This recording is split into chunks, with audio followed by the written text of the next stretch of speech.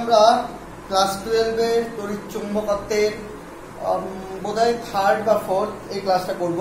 হ্যাঁ, এই ক্লাসটাতে আমরা কি শিখব সেটা বলার আগে আগের ক্লাসে আমরা কি শিখেছি একটু মনে করিয়ে দিই। হ্যাঁ, তো আমরা আগের ক্লাসে এই চ্যাপ্টারটা শুরুতে প্রথমে চৌম্বক সম্বন্ধে শিখলাম, চুম্বক ক্ষেত্র সম্বন্ধে শিখলাম।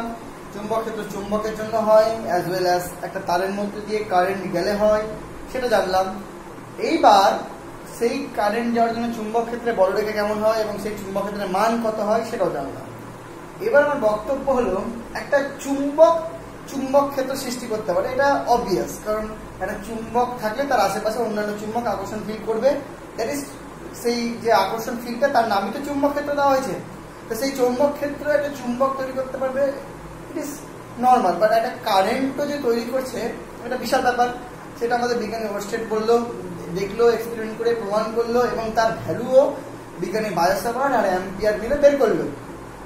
তো যাই হোক, তার মানে এখান থেকে একটা জিনিস ক্লিয়ার হয়ে গেল যে current can create magnetic field. মানে একটা তারের মধ্যে দিয়ে যদি কারেন্ট ফ্লো করে তাহলে সে ম্যাগনেটিক ফিল্ড বা চুম্বক ক্ষেত্র তৈরি করতে পারে। প্রশ্নটা হলো যে চুম্বক ক্ষেত্র কারেন্ট তৈরি করতে পারে, দ্যাটস মিন কারেন্ট মানে কি? কারেন্ট মানে হলো মুভিং চার্জ। মানে একটা আধান যখন একটা তারের মধ্য দিয়ে বা পরিবাহীর মধ্য দিয়ে তড়িৎচালক বল দ্বারা ফ্লোইতে হয় তখনই তাকে কারেন্ট নাম দেওয়া হয় বা তড়িৎ প্রবাহ বলা হয়। তড়িৎ প্রবাহ কিছুই তো না, ওই চার্জগুলো যে আধানগুলো হয় তার ফ্লো, সেগুলো আমি আগের ক্লাসে বুঝিয়েছি অনেক ক্লাসগুলোতে। যে কারেন্ট কি? একটা আধানের ফ্লো। মানে একটা আধান যখন চলছে একটা পরিবাহীর মধ্যে দিয়ে তখনই তাকে কারেন্ট বলে, আর সেই কারেন্টটাই তৈরি করছে ম্যাগনেটিক ফিল্ড। সো আমি বলতে পারি যে একটা আধান যখন স্থির থাকে তখন সে ক্রিয়েট করে ইলেকট্রিক ফিল্ড বা তড়িৎ ক্ষেত্র, কিন্তু সেই আধানটাই যখন একটা করে পরিবাহীর মধ্যে দিয়ে মুভ করে তখন সে সৃষ্টি করে কারেন্ট, আর সেই কারেন্টটা সৃষ্টি করে ম্যাগনেটিক ফিল্ড। বা এক কথায় বলতে পারি moving charge can create magnetic field. Moving charge বলতে অবশ্যই সেটা একটা পরিবাহীর মধ্যে দিয়ে মুভ করে, হ্যাঁ, তার মানে নর্মাল মুভিং চার্জও ম্যাগনেটিক ফিল্ড কিন্তু ক্রিয়েট করতে পারে। তো সেটা যখন জানলাম যে moving charge create magnetic field, তাহলে আমি একটা জিনিস জানতে চাই যে moving charge create magnetic field, কিন্তু আমার প্রশ্নটা হলো যে একটা ম্যাগনেটিক ফিল্ডে, মানে একটা অলরেডি ক্রিয়েটেড ম্যাগনেটিক ফিল্ডে, সেই ম্যাগনেটিক ফিল্ডটা created by magnet or moving charge doesn't matter. মানে কিভাবে সেটা তৈরি করেছি আমার দরকার নেই। আমার কথাটা হলো একটা ক্রিয়েটেড ম্যাগনেটিক ফিল্ডে যদি কোনো একটা আধান এনে আমি রাখি, সেই আধানটা কি কোনোভাবে ওই ম্যাগনেটিক ফিল্ড দ্বারা এফেক্টেড হবে? মনে রাখবে, magnetic field only affected on magnetic field. একটা ম্যাগনেট এফেক্টেড অন ম্যাগনেট কেন? কারণ সেই ম্যাগনেটটা ক্রিয়েট করে ম্যাগনেটিক ফিল্ড, আবার ওই ম্যাগনেট আরেকটা ম্যাগনেট ক্রিয়েট করে ম্যাগনেটিক ফিল্ড। দুটো ম্যাগনেটিক ফিল্ড একে অপরের সাথে লড়াই করে, দ্যাটস মিন তারা একে অপরকে ইনফ্লুয়েন্স করে। সো একটা চার্জ যদি একটা ম্যাগনেটিক ফিল্ডে রেখে দিই তাহলে কি সে ক্রিয়েটেড ম্যাগনেটিক ফিল্ডের দ্বারা কি কোন রকম ভাবে এফেক্টেড হবে? That is the question. এবার আমার প্রশ্ন হলো তার উত্তরটা না। কেন না?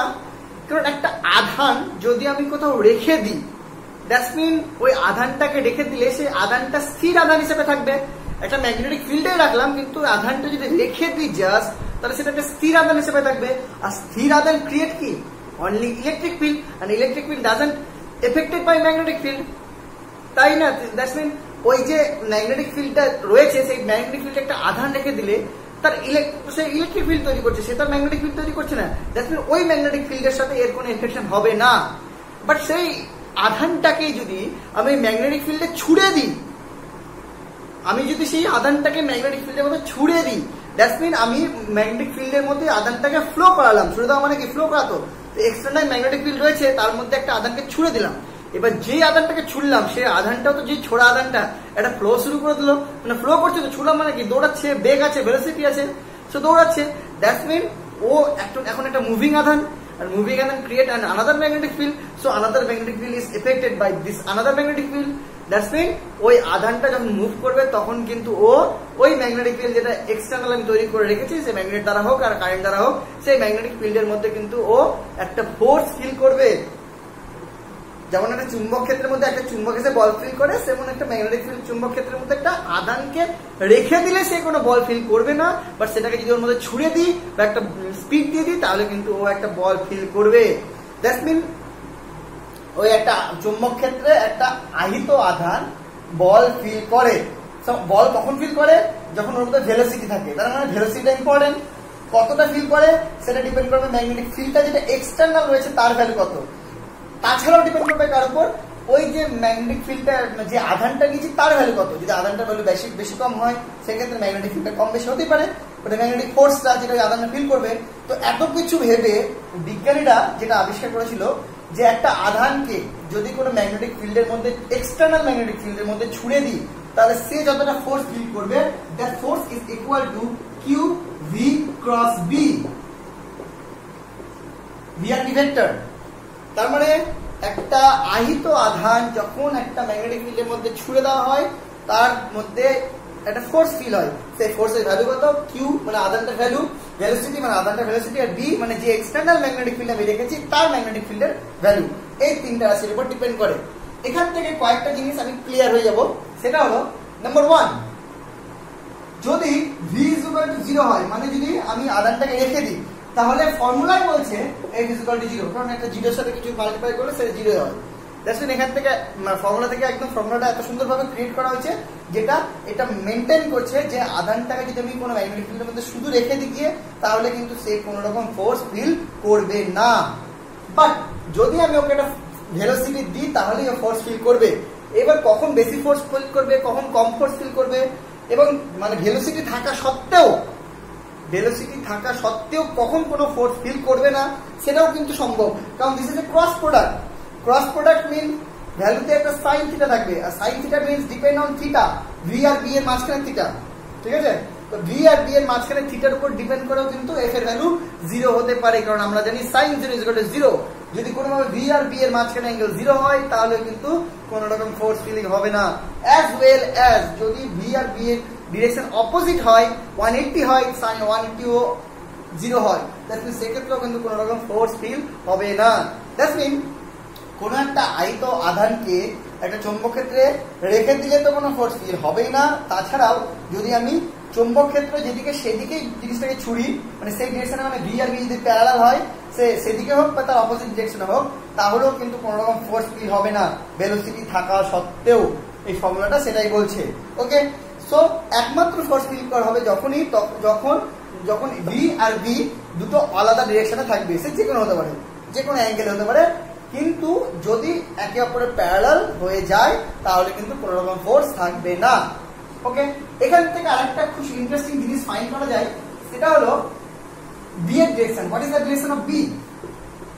এটা আমি ফাইন্ড করা যায়। কি করে খুঁজবো? আমি এই ফর্মুলা থেকে বলতে পারি যে বি এর ডিরেকশনটা এমন একটা ডিরেকশন, সেই যে ডিরেকশনটা হলো যে ডিরেকশনে বস্তুটাকে ছুড়লে তার মধ্যে, মানে বস্তু বলতে আধানটাকে ছুড়লে তার মধ্যে কোনো ফোর্স ফিল হয় না। বুঝা গেল? মানে আমি একটা আধানকে এখানে এই ঘরে ম্যাগনেটিক ফিল্ড আছে, কিন্তু কোন দিকে আছে যাই না। যদি এই আধানটাকে ছুড়ি, যেদিকে ছুড়বো দেখবো সেই দিক যাবে না। কেন যাবে না? কারণ ম্যাগনেটিক ফিল্ডের উপর এফেক্ট করবে। ম্যাগনেটিক ফিল্ড আমার ছোড়া দুটা মিলে একটা ডিরেকশন ও লাভ করবে, সেই ডিরেকশনে যাবে। কিন্তু আমি যদি এসে দেখেই ছুড়লাম, যেদিকে ছুড়লাম সেদিকেই গেল, দ্যাটস মিন ওর উপর কোনো ম্যাগনেটিক ফিল্ডের এফেকশন নাই। তাহলে আমি যেদিকে ছুড়লাম যদি সেদিকেই যাই তাহলে কেন গেল? আমার ভেলোসিটির জন্য গেল, কারণ আমি ছুড়েছি, তো ওটা তো একটা বেগ, তার জন্য গেল। ম্যাগনেটিক ফিল্ডের জন্য কোনো ফোর্স ফিল করেনি। তো যদি এই ঘটনাটা ঘটে যে আমি যেদিকে ছুড়লাম সেদিকেই আধানটা যায়, দ্যাটস মিন আমি আধানটাকে ম্যাগনেটিক ফিল্ডের দিকেই ছুড়েছি, কারণ আমি জানি ম্যাগনেটিক ফিল্ডের দিকে যদি আমি আধানটাকে ছুড়ি তাহলে কোনো ফোর্স ফিল করে না, অন্য কোনো ডিরেকশন পাবে না। ক্লিয়ার? তাহলে আমি আধানটাকে এমন একটা ডিরেকশনে ছুড়েছি যেটা ম্যাগনেটিক ফিল্ডের দিকে। এবং যদি আমি এটা দেখি যে তার অপোজিটেও যদি ছুড়ি তাহলে তো সেই দিকেই যাবে, কোনো ফোর্স ফিল করবে না। তার মানে এক্স্যাক্টলি ম্যাগনেটিক ফিল্ডের ডিরেকশনটা পাওয়া যায় না, তবে মানে এটা বলা যায় যে যেদিকে আমি আধানটাকে ছুড়বো সেদিকে যদি আধানটা কোনো রকম ডিফ্লেকশন না করে, আমি যেভাবে ছুড়েছি সেভাবে যায়, তাহলে আমি এটুকু বলতে পারবো যে হ্যাঁ, হয় ওদিকে ম্যাগনেটিক ফিল্ড আছে অথবা তার উল্টো দিকে আছে। এইটুকু তো খুঁজে পাবো, এক্স্যাক্টলি কোথায় বলাটা এখনো চাপ। ওকে, সো যাই হোক, তার মানে এই ফর্মুলা দিয়ে ম্যাগনেটিক ফিল্ড খোঁজা হয় না, ম্যাগনেটিক ফিল্ডটা কোথায় আছে ওটা আমরা জানি।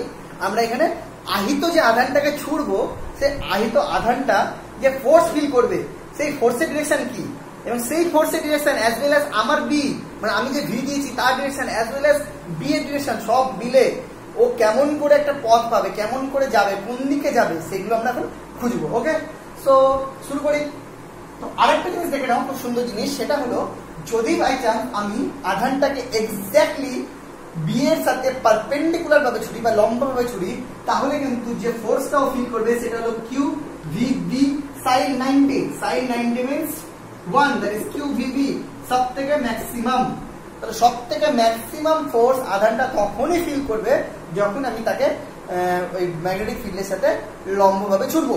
এবার আরেকটা প্রশ্ন, সেটা হলো যে আধানটা যে ফোর্সটা ফিল করবে সেই ফোর্সটা ডিরেকশন কি, ফোর্সটাকে ডিরেকশন কি।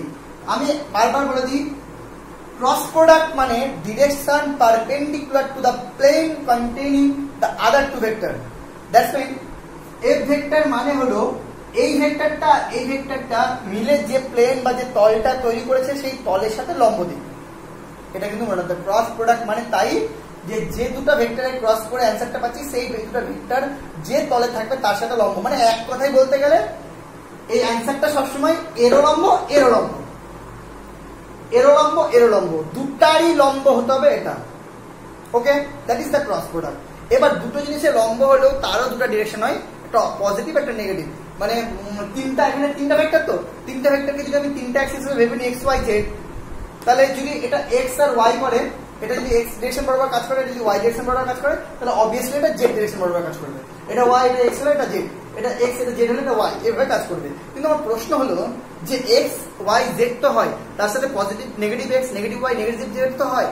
তো মানে আমি বললাম এই তলটার সাথে লম্ব, এই তলটার সাথে লম্ব এটাও, এই তলের সাথে লম্ব এটাও।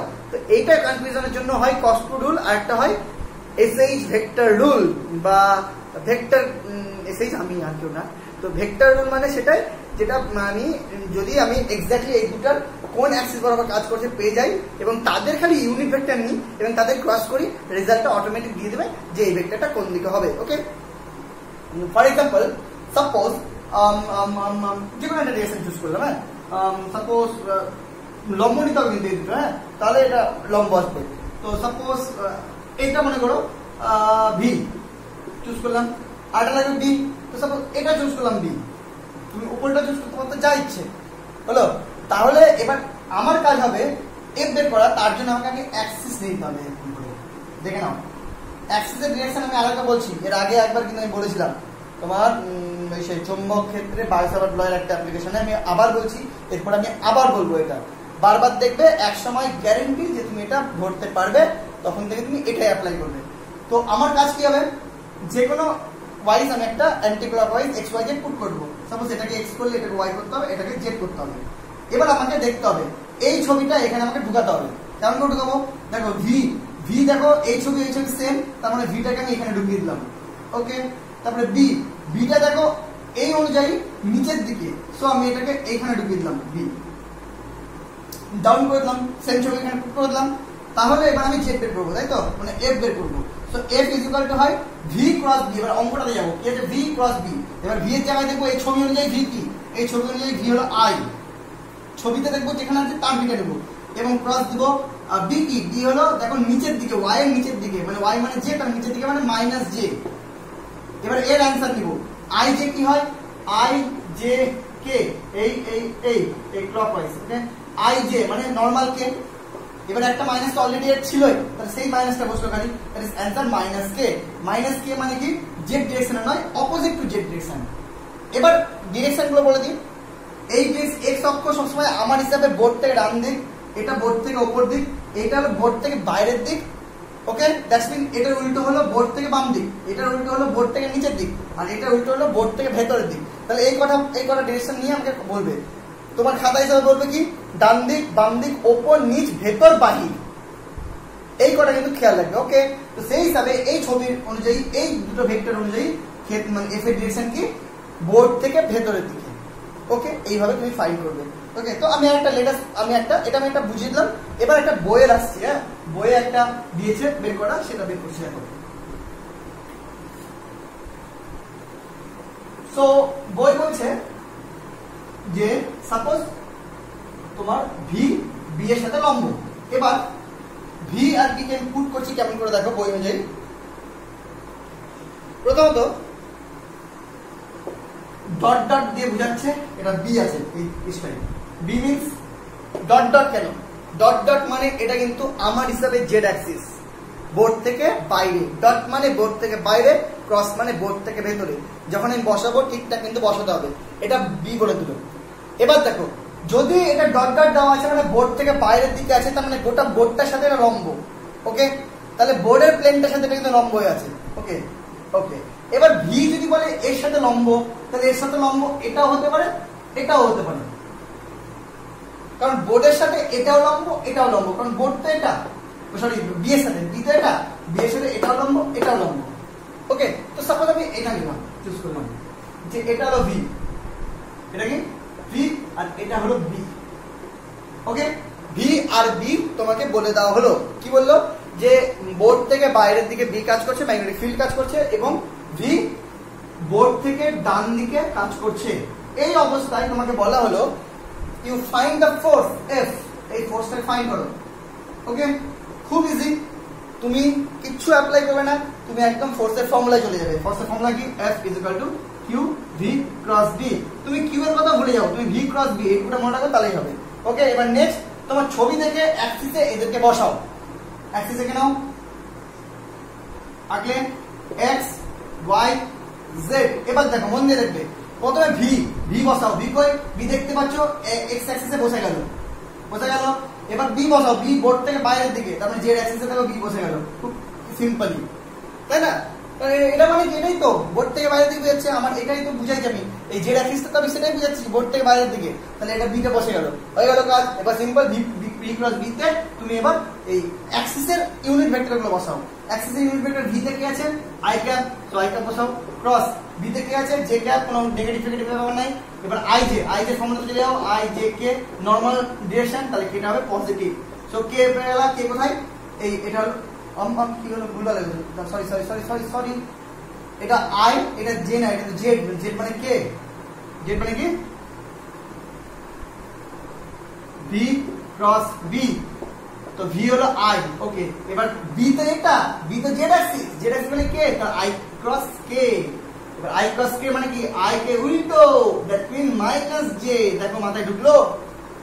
এবার মাইনাস জে মানে কি? এইটা, এটা তো জে, এইটা হলো তাহলে এফ এর ডিরেকশন। তাহলে এফ এর ডিরেকশন কি? দেখো ওয়াই অক্ষ বরাবর নিচের দিকে। তো ব্যাস তুমি এটা পেয়ে গেলে। পেয়ে যাওয়ার পর তুমি বুঝে গেলে তাহলে এফ এর ডিরেকশন এইটা। দেখো মাথা খারাপ হলো কিছু, জাস্ট অ্যাক্সিসে পুট করলে, ক্যালকুলেশন করলে এফ এর ডিরেকশন পেয়ে গেল ওয়াই এর নিচের দিকে। তাহলে এটাই ওয়াই এর নিচের দিক, ছবি অনুযায়ী ব্যাস তুমি ফোর্সের ডিরেকশন পেয়ে গেলে।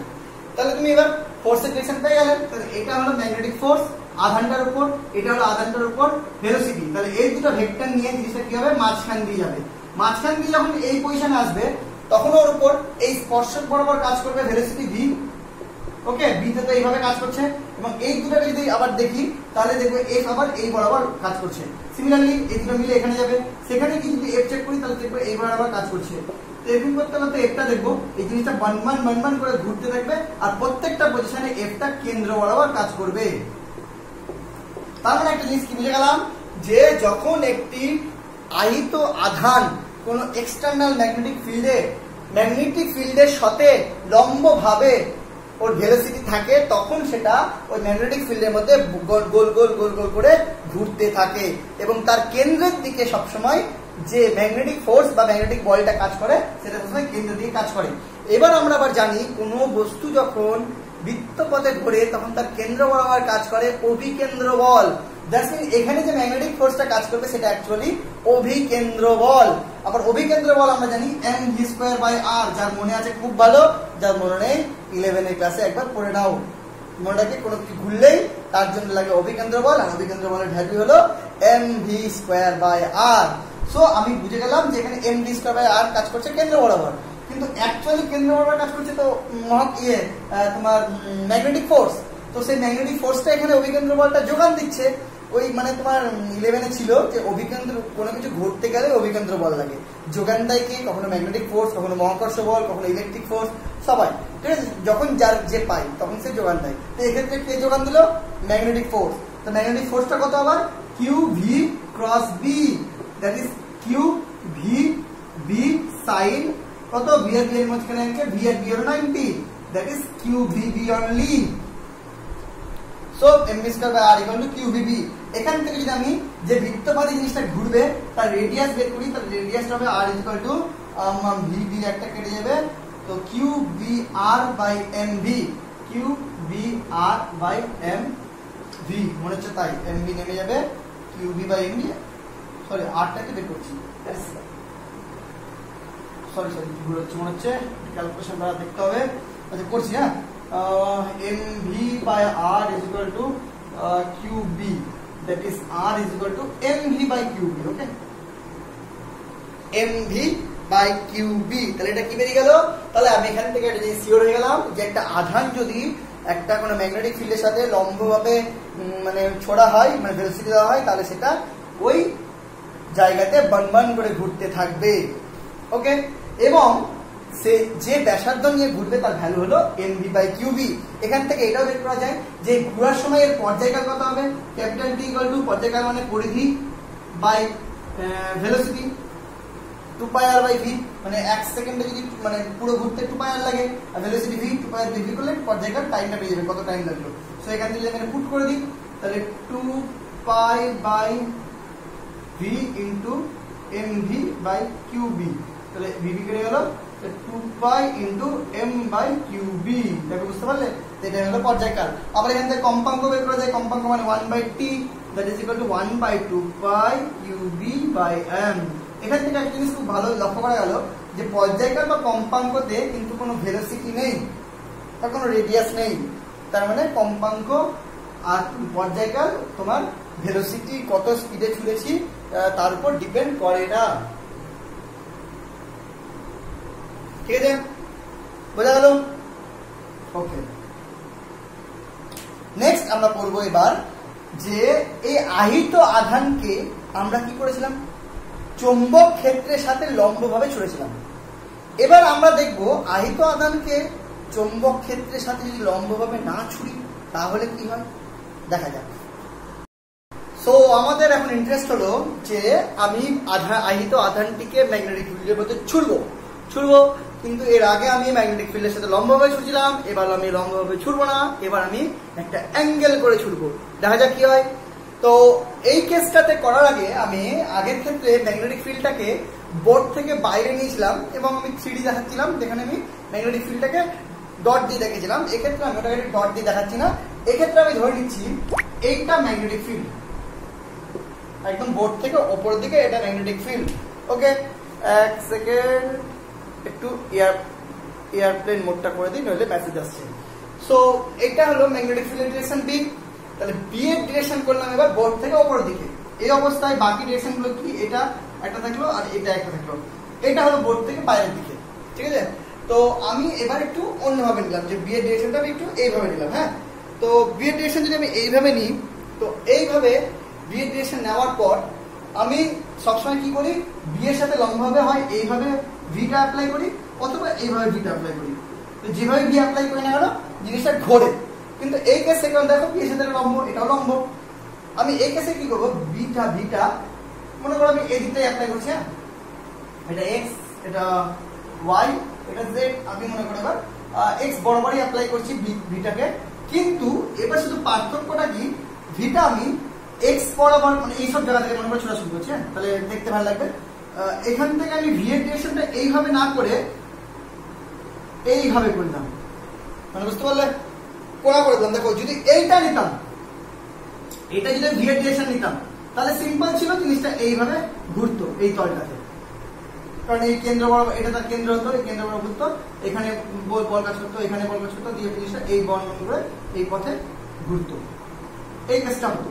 কিন্তু আমি কি করলাম, লক্ষ্য দেখো, আমি কি করলাম, ভিটা এদিকে অ্যাপ্লাই না করে এদিকে অ্যাপ্লাই করলাম, তাহলে মানে কোন করে অ্যাপ্লাই করলাম, এবার কোনটা কার সাথে, কোনটা সবসময় ম্যাগনেটিক ফিল্ডের সাথে, কারণ আমি ম্যাগনেটিক ফিল্ডের ডিরেকশনটা জানি, এদিকে কি আছে সেটা তো আমি জানি না। সো ম্যাগনেটিক ফিল্ড এই পয়েন্টে এই বরাবরই কাজ করছে উপরের দিকে, তাহলে এই থিটা, এটা হলো থিটা, তাহলে এটা কি থিটা। তো আমি কি করলাম, ম্যাগনেটিক ফিল্ডের সাথে থিটা কোণ করে আমি ভিটা এবার অ্যাপ্লাই করলাম, আগের বার আমি কি করছিলাম, ম্যাগনেটিক ফিল্ডের সাথে 90 ডিগ্রি কোণ অ্যাপ্লাই কোণ করে আমি সবসময় তোমার ভিটা প্রয়োগ করছিলাম, মানে জিনিসটা ছুটছিলাম, কিন্তু এক্ষেত্রে আমি ম্যাগনেটিক ফিল্ডের সাথে থিটা কোণ করে আমি ছুটলাম। তাহলে যে আমি ম্যাগনেটিক ফিল্ডের সাথে থিটা কোণ করে ছুটলাম, অবভিয়াসলি এই ভিটার দুটো কম্পোনেন্ট তৈরি হবে, একটা ভি কস থিটা, একটা V sine theta.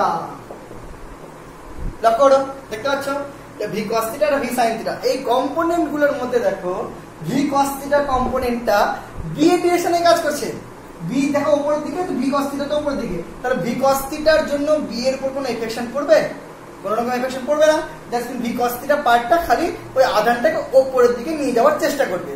Okay, but এইবার দেখো ভি সাইন থিটা পার্টটাকে, ভি সাইন থিটা পার্টটা আবার যখন ভি আমি অ্যাঙ্গেল করে কাজ করেছি, তার ভি সাইন থিটা পার্টটা আবার বি এর সাথে লম্ব হয়ে গেল। আর বি এর সাথে লম্ব যখন ভি থাকে, তখন আমি আগের কেসেই করলাম যে আহিত আধানটা ঘুরবে। তাহলে এই আহিত আধানটাই ভি সাইন থিটা পার্টটার জন্য কিন্তু অ্যাকচুয়ালি ঘুরলই। বুঝতে পারলে? তাহলে আলটিমেট ওই আধানটা ঘুরলই, কিন্তু আগের বার ঘুরেছিল গোটা ভি এর জন্য, এবার ঘুরলো খালি ভি সাইন থিটার জন্য।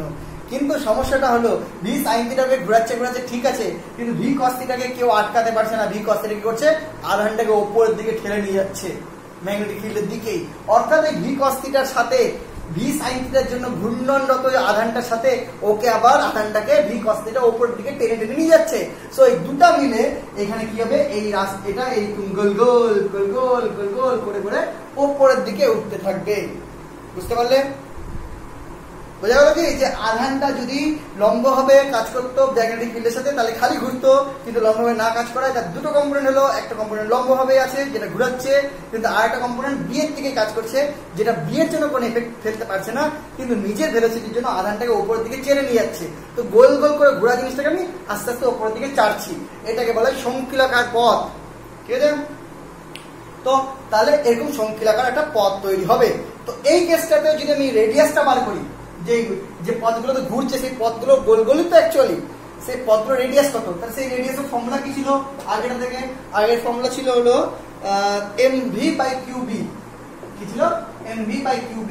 কিন্তু এক্ষেত্রে খালি মনে রাখবে ওখানে ভি ছিল ঠিক, কিন্তু এখানে পুরো ভিটা তো ঘোরানোর কাজে লাগেনি, ভি এর খালি ভি সাইন থিটা পার্টটা লেগেছে। সো ভি এর জায়গায় খালি হয়ে যাবে তোমার ভি সাইন থিটা। দেখো বুঝা গেল? এটা হয়ে গেল মানে শঙ্কুলাকার পথের ব্যাসার্ধ।